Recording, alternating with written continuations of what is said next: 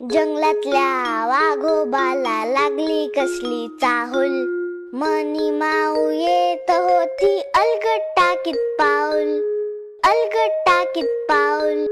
वाघोबा म्हणाला, कोण ग तू आलीस इथे कशी?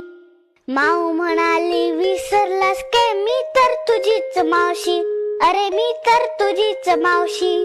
लखलख डोळे, तीक्ष्ण नाक, लांबच लांब मिशा, समोर उभे राहता वाटे आरसाच मधोमध जसा, आरसाच मधोमध जसा.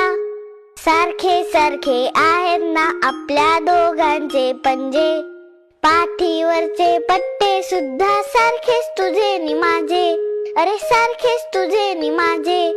रुबाबदार शेपूट सारखीच हलवून बक्की अशी, उगाच मला म्हणत नाहीत वाघोबाची मावशी, वाघोबाची मावशी. धिटुकल्या माऊचं बोलणं ऐकून वाघोबाला वाटली मज्जा, न राहून शेवटी बिचारा लागला सुखदा खदा, लागला सुखदा खदा. घाबरगुंडी उडाली क्षणात, ऐकताच ती डरकाळी, इवरस म्याव करून धूम वाघाची मावशी पळाली, अहो वाघाची मावशी पळाली. चिवकाऊची गाणी ऐकूही शकता.